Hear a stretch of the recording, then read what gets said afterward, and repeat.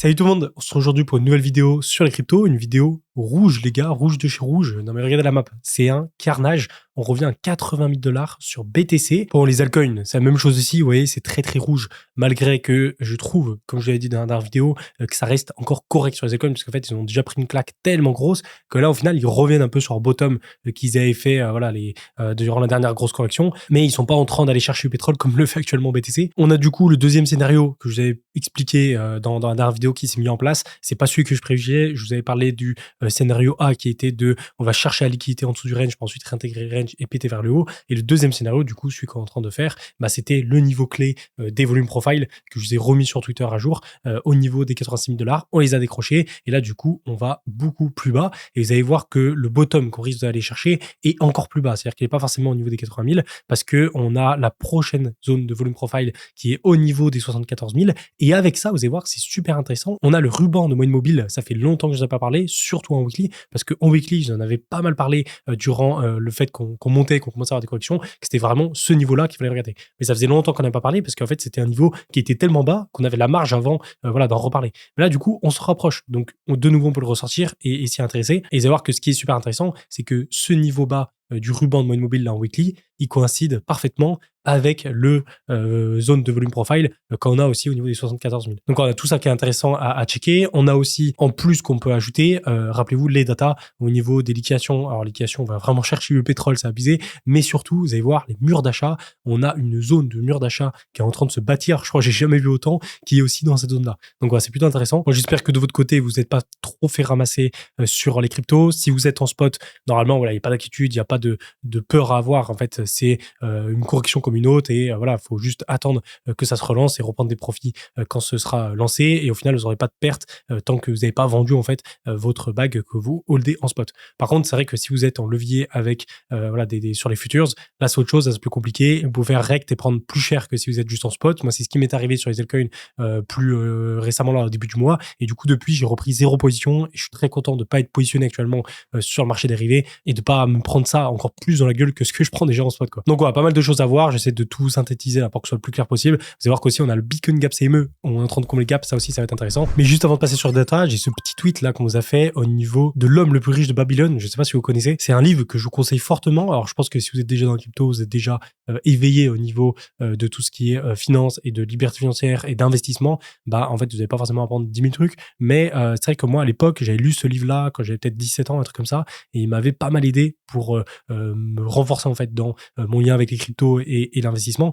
Et c'est vrai que c'est un livre qui donnait des principes que je trouvais plutôt intéressants et que tu peux appliquer, qui m'ont bien marché après par la suite. Du coup, n'hésitez pas à aller checker le tweet parce qu'on en parle dedans. Allez, on va direct plonger dans les datas parce que j'avais pas envie de passer 10 ans sur les news ou sur les tweets comme ça. Donc on commence direct. Regardez ça. La dernière fois, je vous avais partagé ce scénario-là qui est en général assez répandu en fait. Quand vous avez un range de cette façon-là, bah souvent on va chercher en dessous du range pour aller chercher liquidité et ensuite boum boum boum remonter et aller péter ça vers le haut. Donc ça, c'était le scénario que je privilégiais et je vous avais expliqué dans la vidéo que en fait pour invalider le scénario et partir dans le scénario 2, c'est si on passait en dessous plutôt de la zone des volumes profile au niveau des 86 000 $. Et j'avais fait aussi un tweet comme ça dans la même trempe quand on était à ce niveau-là, au-dessus, pour bien marquer cette zone de volume profile, qui est très importante. En gros, les volumes profile, ça représente donc les volumes qu'on a horizontaux, et donc ces volumes qu'on peut retravailler dans le temps, parce qu'en fait, on peut revenir plusieurs fois sur la même zone de prix et donc reformer du volume au même endroit comparé au volume vertical où c'est juste par rapport à la bougie daily. Et du coup, ça nous forme des zones de support, de résistance, mais surtout des zones de support qui sont hyper intéressantes à regarder. Et en général, en fait, quand vous avez un creux de volume profile, quand vous retournez dans une zone de creux de volume profile, souvent, boum, ça décroche très fort et tu redescends direct en dessous. Et au final, c'est à peu près similaire que ce qu'on a au niveau des FSG. C'est ce que je me disais avec CryptoVic là hier, qui au final, en fait, les FSG, c'est que tu viens combler un trou qu'il y a dans le marché. C'est-à-dire qu'une FSG, par exemple, je sais pas, tu vas souvent choper une FSG au début d'une tendance haussière. Donc, comme par exemple, tu as 2-3 bougies qui sont vertes comme ça. Alors là, je suis en weekly, donc c'est autre chose. Enfin, je suis en 3-day, mais en daily, par exemple, là, tu as une FSG à ce niveau-là. Et du coup, en fait, ça fait un trou dans le marché qu'on n'est pas venu combler. Et du coup, en général, le marché va venir le combler. C'est à peu près la même chose. Enfin, c'est quelque chose qu'on peut combiner avec les volumes profile parce que quand on monte très fort comme ça, on n'a pas le temps de poser du volume. Du coup, ça crée un trou au niveau des volumes profile, ce qui fait que quand on revient dans cette zone-là, souvent, on va décrocher direct en bas pour consolider cette zone et ensuite repartir. Du coup, là, c'est ce qui est en train de se passer parce que là, on avait vraiment la zone des 86 000 ici à tenir. Donc là, pour l'instant, on était encore bon dans la dernière vidéo. Mais après, vous voyez, petit à petit, et ça c'était hier, vous voyez, on commençait à venir décrocher. Et là, en fait, si on avait la clôture daily, alors je vous avais vraiment parlé du fait qu'on pouvait faire des mèches, mais c'est vraiment la clôture daily qu'il fallait regarder. Et effectivement, dans la nuit, on allait chercher une clôture daily en dessous des 86 000 ici, donc les dernières zones de volume profile. Et en fait, derrière, dès qu'on allait chercher cette zone-là, ouais, je vous disais qu'en dessous, après, c'était direction les 72 000, 74 000 dollars, qui étaient ici pour aller chercher les prochains volumes profile. Et au passage, d'ailleurs, on avait le gap à 77 000 à aller combler. Et ça n'a pas loupé. C'est, vous voyez, par la suite, on a eu la clôture en dessous et boum, on a déglingué direct, quoi. Et donc, les volumes profile, ouais, on les enfonce. Là, actuellement, on est 80 000. Je crois qu'on a fait une mèche à 79 000 par ici. Et là, en réalité, c'est fort probable, qu'on aille chercher les prochains volumes profile, qui est vers cette zone-là, au niveau des 74 000 et voire même au plus bas à 72 000. Mais c'est vrai que là, ça fait vraiment la zone basse à aller chercher et qu'on peut aller chercher qu'une mèche, mais sûrement pas avec une clôture weekly. Et ça, je vous montrerai après pourquoi au niveau du ruban de mode mobile. Et du coup, au niveau du gap CME, vous voyez, on est quasiment dessus. On est venu faire une mèche à 78 000. En réalité, il y a de fortes chances quand même qu'on revienne, sur cette zone des 78 000 pour combler le gap. Après, comme d'hab, jamais de certitude. Parce que rappelez-vous, en 2021, on avait un gap comme ça, on était venu corriger. Et en fait, on devait aller le combler, genre à 100 $ près, et on était même pas venu le combler. Et ensuite, on était parti en bull run. Mais c'est vrai que là, le marché, en tout cas les pros au niveau du CME, ils vont avoir tendance à pousser pour aller combler ce gap-là avant de repartir. Voilà. Ensuite, le ruban de mode mobile que je vous parlais tout à l'heure en intro, qui est super intéressant, je trouve, c'est une combinaison, en fait, donc de plusieurs moyennes mobiles, ce qui forme, du coup, sur ruban. Je vous l'ai déjà pas mal montré en daily, mais il existe aussi, bien sûr, en weekly. Et là, il est beaucoup plus intéressant parce que quand on colle, alors c'était pas le cas en 2021, mais quand on le colle avec le cycle de 2017, on s'aperçoit que à chaque correction qu'on a eu en 2017, donc c'était des grosses corrections, sur 2017, on était sur les corrections de moins 30, moins 40% assez régulièrement. Et à chaque correction, vous voyez, ici, etc. Et en fait, on venait s'appuyer, vous voyez, dans le ruban et on rebondissait.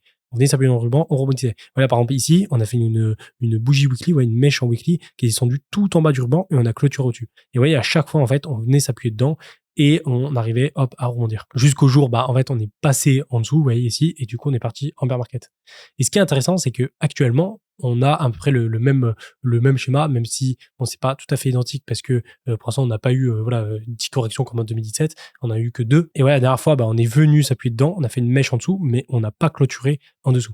Et là du coup de nouveau on réintègre ce ruban de mode mobile ici et actuellement on peut aller chercher au plus bas à 74 000 $, qui, rappelez-vous, correspond aussi au volume profile. Les volumes profile qui sont aussi à ce niveau-là, au niveau de 74 000. Et du coup, le but par rapport à cet indicateur-là, c'est de donc éventuellement faire une mèche en dessous. Donc, on peut très bien faire une mèche qui est à 72 000, c'est pas possible. Mais derrière, il faut garder en fait la clôture weekly au-dessus de ce ruban, donc au niveau de 74 000. Et ensuite, on vous a fait un tweet pour vous expliquer un peu tous les dips qu'on a eu durant en fait les phases haussières et durant la phase haussière qu'on a actuellement. Vous allez voir que, comme d'habitude, c'est toujours piégeur parce qu'en fait, quand on a une correction comme ça, si tu sors durant la correction, et en fait, tu prends le risque de sortir durant une correction de bull run et que du coup, après, ça remonte et du coup, tu te fais piéger et t'as trop le seum parce qu'après, ensuite, souvent, la plupart des gens qui sont sortis durant cette correction, ils vont rentrer beaucoup plus haut à genre 100, 110 000, 120 000 sur BTC.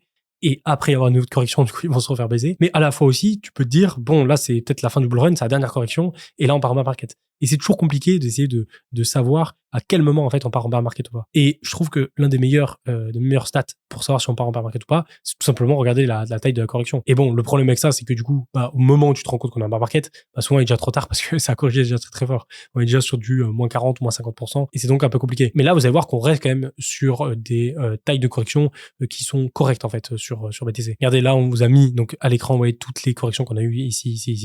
Ici, en fait, on prend à chaque fois, ça fait moins 23, moins 20, moins 21, moins 21, moins 24, moins 30, moins 25, moins 17, moins 25. Et actuellement, depuis donc l'ATH à 108 000 $, on est sur du moins 23%. Alors là, on doit être à moins 25, peut-être un petit peu en dessous. Mais vous voyez, on reste dans les zones de moins 20 à moins 30% au plus bas, ce qui reste correct, en fait, par rapport à la capitalisation du marché qu'on a actuellement et aux corrections qu'on peut faire. En 2017, on avait souvent cherché du moins 40%. En 2021, c'était un peu moins. Et là, de nouveau, c'est un peu moins. Moins 30% au plus bas en termes de correction en bull run, c'est encore cohérent. Et ce qui est intéressant aussi, c'est qu'on a les jours qui vont avec. Vous voyez, là, on est sur 22 jours de correction, 62 jours. Donc, ça comprend pas la reprise haussière, mais uniquement la correction. Vous voyez, et là, donc 62 encore, 12, 48, 7, 45, 27, 37. Donc, on varie de 7 jours à 62 jours au plus haut. Et là, actuellement, oui, on a 36 jours. Donc, on est là aussi, encore une fois, dans les stats un peu des corrections qu'on a habituellement en période de bull run. Et ce qui est intéressant aussi, c'est qu'on va faire la même chose sur les altcoins. Vous voyez, on le voit ici, avec toutes les corrections. Et de nouveau, vous voyez, 20 jours, moins 31, 53 jours, moins 38. Donc, vous voyez, au plus bas, on va descendre, vrai par ici, à moins 40%, avec au plus haut, 53 jours environ. On a moins 43 aussi ici. Et actuellement, vous voyez, sur les altcoins, on a moins 33%. Donc, de nouveau, on se situe dans la moyenne. Avec 28 jours, là aussi, de nouveau, on est dans la moyenne. Donc, voilà, ça reste que des stats. Mais c'est vrai que quand on regarde ça, par rapport depuis le début de la période d'accumulation, donc depuis le bottom du bear market qu'on a fait en 2022 à 15 000 $ sur BTC, et ben on est actuellement encore une fois dans les corrections qui font mal, qui sont dures à encaisser parce qu'on s'y attendait pas, mais qui sont des corrections de bull run, qui ne peut pas être encore considérée comme une correction qui est plus profonde et qui du coup apporte un bear market. Ensuite, qu'est-ce qu'on a? On a le RSI, tiens, qui est intéressant. Le RSI à long terme, quand on le regarde en général, que ce soit mensuel pour les tops, il est ultra pertinent, mais aussi sur certaines time frames, donc entre le daily et le weekly, pour les zones de bottom. Là, on est sur du 2 day, donc du 2 jours, donc 48 heures, et on voit que on est pour la 3e fois sur cette zone de bottom. Alors c'est vrai que le 2 day, on l'utilise pas souvent. Moi, j'ai rarement utilisé, plus en général sur du daily ou du weekly, voire du 3 day, mais le 2 day, c'est assez rare. Mais on s'aperçoit quand même que, vous voyez, donc le RSI, quand il revient vers sa zone ici, donc basse, donc en général, on appelle ça la zone de survente, c'est-à-dire que le marché survend en fait le cours, donc ce qu'il emmène dans cette zone, et qui est en général une zone intéressante pour acheter. Après, comme d'hab, tout est nuancé et ça reste un oscillateur, donc en fait, c'est pas parce qu'on est par exemple dans cette zone que c'est un top et qu'on est dans cette zone que c'est un bottom. Mais c'est vrai que 90% du temps, c'est plutôt le cas. Vous voyez, de nouveau, on le voit ici, on est dans cette zone bottom, on est dans cette zone plutôt bottom, là de nouveau on est dans cette zone et on se rapproche aussi sûrement d'un futur bottom. Inversement aussi, vous voyez, quand on tape le RSI ici, on se rapproche d'un top. Pareil ici, vous voyez, on se rapproche d'un top. Là, pareil, on est sur un petit top, mais c'est pas forcément une science exacte. Vous voyez, là, par exemple, regardez, on était décollé plus haut, et pourtant, on n'était pas forcément sur un top ici. Mais voilà, je trouvais quand même intéressant de vous le passer. Ensuite, on peut passer directement sur les stats, et je voulais vous montrer, alors, avant de vous montrer les murs d'achat qui sont super intéressants, regardez les liquidations. Les liquidations, on est à pratiquement 1 milliard de dollars en 24 heures. On le voit ici, vous voyez, de 975 millions pour, et ça, principalement des longues, par rapport au fait que le marché chute, c'est logique. Mais surtout, regardez ce qui est intéressant, c'est qu'en 24 heures, on a principalement BTC qui se fait liquider. Parce qu'en fait, les altcoins ont tellement pris cher au début du mois, ils sont tellement tous fait liquider, que là, au final, sur les altcoins, il y a plus grand chose à aller chercher en liquidation. Et je le vois, moi, sur mes altcoins. Regardez les altcoins qui ont déjà bien corrigé. Alors, à part les gros layers comme tout ce qui est ETH, Solana, tout ça, en fait, ils prennent très très cher. Mais les plus petits altcoins, je sais pas, les cookies, ATR, etc., tous ces tokens-là, qu'on regarde assez régulièrement, actuellement, là, sur les derniers jours, ils ont corrigé ce que tout le marché est en baisse, mais ça reste très correct comparé à ce qu'a fait BTC. Mais c'est parce que aussi, ils ont pris tellement cher avant que c'est compliqué de faire plus. Et là, du coup, on voit des liquidations qui sont principalement focus sur BTC. On a plus de la moitié des liquidations qui sont sur BTC. Et c'est fou, là, le nombre de liquidations qu'on accumule. C'est-à-dire que là, à chaque correction, les gars, on se tape 1 milliard de plus. Là, on a eu 1 milliard. Les derniers jours, on a eu aussi 1 milliard, 2 milliards. La dernière fois, on a eu plus de 2 milliards. Alors vraiment, on accumule les milliards en liquidation. On nettoie le marché d'une force, là, c'est assez impressionnant. Et regardez, du coup, la liquidation heatmap. Donc, on a ici, on la met carrément en 6 mois pour voir vraiment à long terme, si on voit pas les zones de liquidation qu'on a ici. Ouais, ce qu'on pouvait faire, et ce qui était assez logique, c'était venir chercher les liquidations qu'on avait là, et ensuite, hop, remonter, comme j'expliquais dans la dernière vidéo, parce qu'en fait, toute la zone qu'on avait ici, c'est vrai que, elle était assez creuse en termes de liquidation. Et on est quand même venu la chercher pour aller chercher le niveau en dessous, quoi. C'est assez ouf. Et là, les prochains, ils sont à 75 000, 74 000 $. Alors ça, il faut faire attention à cette zone, parce que, de nouveau, vous voyez, les 74 000 $, c'est le prochaine zone au niveau des volumes profile, avec le ruban de mobile que je vous ai montré tout à l'heure, et aussi, du coup, les zones de liquidation qu'on peut aller chercher ici. Et la dernière chose qu'on a au niveau, donc jusqu'aux 78 000, je crois, jusqu'aux 70 000 plutôt, c'est les murs d'achat. Et ça, c'est hyper intéressant parce que les murs d'achat, vous voyez, on en a pas mal. On en a pas mal au-dessus de nous, enfin, on en avait pas mal ici. On en avait quelques-uns dans la dernière vidéo, je vous en avais parlé, qu'on en avait quand même des gros au niveau. Vous voyez, on l'a décroché d'ailleurs ici, regardez, on avait plus de 300 BTC. Vous voyez, en rose, 344 BTC qu'on est venu absorber tranquillement. Par ici, vous voyez, on avait un rose de combien là, de 340 BTC qu'on a absorbé. De nouveau ici au niveau des 89 000, on avait 388 BTC que là aussi on a absorbé. Donc on a absorbé beaucoup de murs d'achat. Mais c'est parce que on a une pression vendeuse actuellement qui est très très forte. Mais si vous voulez, la pression vendeuse, elle n'est pas infinie. Et en fait, au bout d'un moment, plus le cours va absorber de murs d'achat, plus la pression vendeuse va aussi se réduire. Et au bout d'un moment, ça va s'inverser et c'est les boules qui vont reprendre la force acheteuse. Et du coup, bam, ça va s'inverser. Et c'est vrai que là, on se retrouve devant un mur qui est costaud, quoi. Il faut vraiment une grosse pression vendeuse pour passer ce mur-là. Et ce mur-là, c'est pas forcément un seul mur, en l'occurrence, comme on l'avait, par exemple, au niveau de la TH. C'est vraiment tout un cluster de murs. Regardez, on le voit ici. Regardez ça, là, franchement, de 78 000. Donc ici, ça commence. Et oui, on descend, on a 200 BTC, 200 BTC. Et là, toutes ces zones-là, on a 200 BTC, tous les 2000 $, tous les 1000 $, on a 200, 300 BTC qui nous attendent. Et donc ça, c'est tous les BTC qui vont être achetés en spot. Donc ça, c'est uniquement sur Binance, mais c'est le cas sur tous les autres exchanges aussi. Et vous voyez, jusqu'au dernier, donc le dernier mur, ça arrive aux 70 000 $. Il y en a même encore en dessous, en gros, à 65 65 000, mais voilà, lui très très bas. Mais en gros, voilà, pour prendre large, le mur il commence à 78 et il finit vers les 70 000. Et donc je vous en ai fait un tweet pour vous expliquer que voilà, on avait ce mur d'achat là et que sûrement en fait le bottom se trouvait, la vérité au niveau du bottom se trouvait sûrement dans cette zone là, entre les 78 000 et les 77 000, 70 000. Parce que ce qui risque de se passer, c'est que le cours, voilà, il a encore de la pression vendeuse. Donc, il risque de continuer à plonger.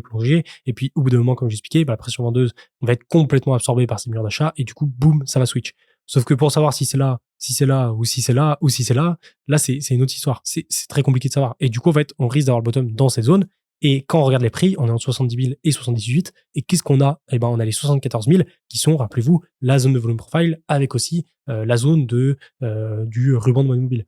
Donc, combiner tout ça, c'est vrai que cette zone-là est super intéressante, je trouve, pour commencer à se positionner éventuellement sur un bottom là, pour ensuite reprendre la hausse. Bon, si on passe sur TradingView, au niveau de BTC, ouais, j'ai même marqué la zone des 74 000 ici. Regardez, on peut très bien la voir, vous voyez, avec les volumes profile. On a juste à dézoomer et on voit que, ouais, on avait une autre cluster ici. Hop, on a décroché le niveau des 85 000 et là, boum, le creux et on revient sur tout ce niveau-là.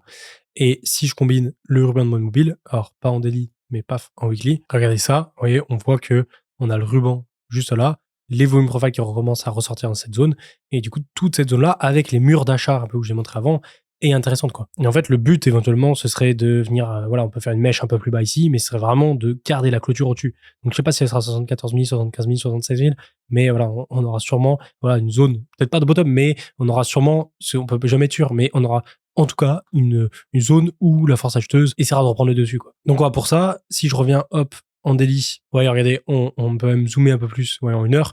Là, on est vraiment dans une tendance baissière. C'est-à-dire que on a vraiment les plus bas qui remontent avec le rebond à chaque fois et boum, un nouveau plus bas.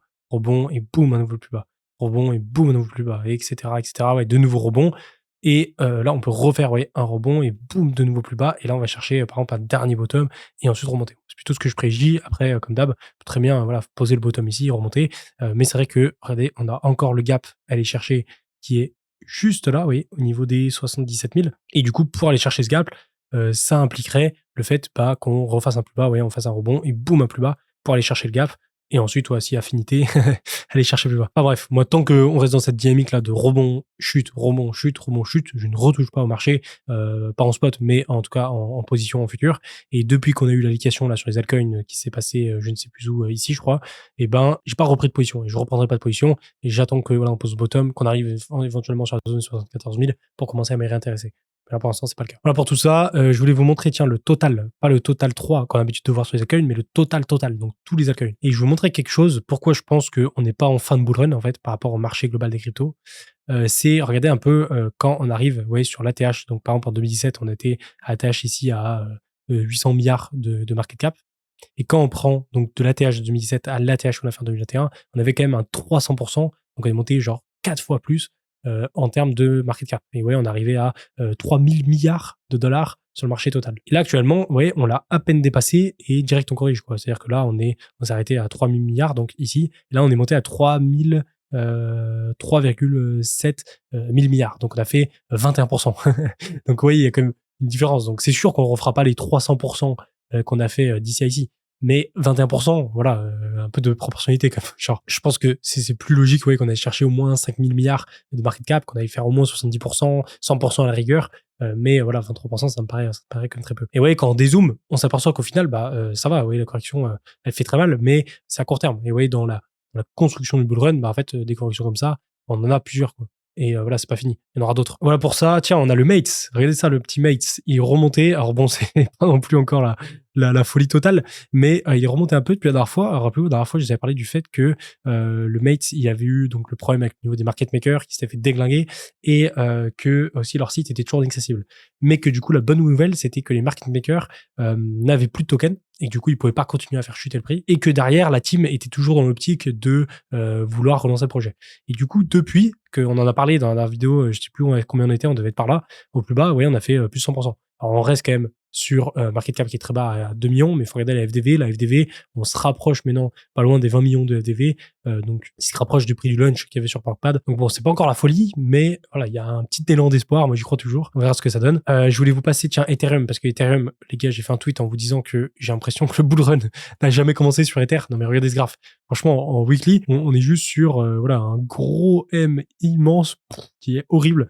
En plus, je me souviens qu'au moment où on corrigeait là, je me suis dit, mais imagine, on valide ce M, quoi. Et c'était même en mensuel, ouais, en mensuel, on le voit bien. Tac, tac, tac, tac. Là, j'étais en mode, mais imagine, on valide ça, mais j'y croyais pas, quoi. Je le voyais, mais j'étais en mode, non, c'est impossible. Et en fait, là, on est en train de le faire, quoi. Donc, c'est assez dramatique. Et surtout, on y revient, les gars, sur le niveau des $2000. $2000, c'est un niveau qu'on avait ici fin 2023. Donc, on revient sur un niveau de fin 2023 qu'on avait, voilà, bien avant Bull Run, quoi. Plus d'1 an avant Bull Run. Donc, c'est assez étonnant. C'est vrai que les altcoins ont toujours tendance à avoir un temps de retard comparé à Bitcoin dans le cycle du Bull Run. Mais c'est vrai que là, ça pique, quoi. Ça pique plus que ce que j'ai pu voir durant les derniers bull runs, que ce soit en 2021, 2017. Et ce qui est fou, c'est quoi, là, l'énorme mèche qu'on a fait la dernière fois, qui était assez dramatique, où on est remonté direct, et ben, au final, on revient plus bas que ce niveau-là, quoi. Donc, c'est assez ouf. Au final, même mon trade là où je me suis fait sortir sur cette mèche, j'aurais pas pu le sauver parce que, vous voyez, après, ben, on revient sur le même niveau. Enfin, bref, tout ça combiné au fait que, voilà, on a les marchés traditionnels qui tirent la gueule aussi, ouais, que ce soit sur le Nasdaq ou le S&P. On verra comment ça se réouvre là au niveau des marchés. Il y aura la semaine prochaine lundi. Mais là, franchement, les gars, si j'ai un conseil à vous donner, c'est ce que j'explique moi actuellement, c'est juste aller focus sur autre chose au niveau de votre état d'esprit. C'est-à-dire que là, je vous ai parlé dans la vidéo que voilà, j'avais focus sur mon marathon et j'avais fait beaucoup de courses et que j'ai focus cet objectif et que je m'étais fixé et que j'ai réussi derrière, c'était trop cool. Ça m'a permis de me forcer à déconnecter un peu des cryptos et du marché qui va pas trop, sans pour autant complètement le renier, hein, ça c'est important. Il faut toujours avoir un œil dessus parce qu'il y a des opportunités là qui vont être super intéressantes, mais à la fois y rester tous les jours dessus à focus, à essayer de trouver le moindre truc, bah ça plombe plus le moral qu'autre chose. Et en fait après par la suite, bah t'es pas forcément apte à revenir quand le marché revient. Ce que j'ai remarqué en général au niveau du mental. Pour ça d'ailleurs que je vous fais moins de tweets et moins de vidéos là sur les dernières semaines, parce que ça sert à rien de s'entêter à vouloir faire de l'argent sur un marché qui est baissier en tout cas à court terme. Du coup là, faut prendre son mal en patience, encaisser la baisse, commencer à se repositionner avec les peu de liquidités qu'on a sur la prochaine hausse et reprofiter de la prochaine hausse pour voilà renflouer les caisses et se repositionner à fond et se remettre à fond dedans. Mais pour l'instant, c'est pas encore le cas. Et je finis avec le commentaire du jour de, tiens, Mathéo, avec 2T, comme moi. Ça fait plaisir. Moi, perso, le marché peut monter, descendre. Je m'en tartine les rondelles. Je suis là pour le très, très long terme. Niveau émotion, pas de problème. Et c'est vrai que si t'es en mode investisseur, si t'es en mode, je mets tout en spot et je suis pas dans l'optique de revendre pour racheter et voilà, essayer de faire des calls comme ça pour, voilà, vendre au top puis racheter en bas pendant le bull run, et ben, en fait, tu juste, voilà, t'achètes durant le bear market, t'attends que le bull run se lance bien et tu revends progressivement quand on est en période d'euphorie comme on a eu là récemment et comme on va revoir là dans l'année. Et en fait, il n'y a pas besoin de se prendre la tête et ça suffit. Après, si comme moi, tu as envie d'aller chercher plus de performance et envie d'aller tester les plus petites cryptos et tester aussi les leviers, essayer de tester plus ce côté trading et small caps pour augmenter ton capital à court terme et pouvoir le réinjecter sur plus d'investissements, c'est faisable aussi. Moi, c'est ce que j'ai fait. Il y a des périodes où ça marche moins bien, comme là on l'a actuellement, mais il y a d'autres périodes où ça marche aussi très bien et prendre des rendements de fou. En 2021, j'aurais jamais pu passer de 10 000 euros à 1,4 million si j'avais pas fait ça. Mais inversement aussi, en bear market, bah, je suis passé de 1,4 million à 300 000 parce que j'ai fait ça aussi. Moi, personnellement, j'y trouve mon compte en faisant ça. Mais derrière, il y a aussi la contrepartie de, bah voilà, ça prend du temps, ça prend de l'énergie mentale. Et derrière, pas une certitude aussi que tu puisses en retirer du bénéfice par rapport à une stratégie juste de holder à long terme. Donc tout est une question de profil et de ce que vous cherchez. Mais je remarque que moi personnellement, plus je grandis en âge et plus aussi j'ai de capital, bah moins j'ai besoin et j'ai l'envie d'aller faire ça. Je trouvais ça super intéressant quand j'avais un capital de quelques milliers ou dizaines de milliers d'euros pour aller chercher l'asymétrie des gains comparé aux pertes qui peut être ouf. Mais quand tu commences à avoir un capital qui est plus conséquent en fait, bah t'es plus dans l'optique de le conserver et de le faire fructifier tranquillement parce que de toute façon t'as pas besoin d'aller chercher une asymétrie vu que t'as déjà ce que tu veux. Donc voilà, j'espère que la vidéo vous aura plu. Comme d'habitude, allez mettre un petit like, allez vous abonner, ça fait toujours plaisir et surtout mettez-moi les gars un commentaire pour le prochain commentaire du jour dans la prochaine vidéo et dites-moi ce que vous en pensez du marché, qu'est-ce que vous faites, quel est votre plan. J'irai voir vos commentaires comme d'hab. Du coup je vous laisse là-dessus et moi je vous dis à plus. Ciao.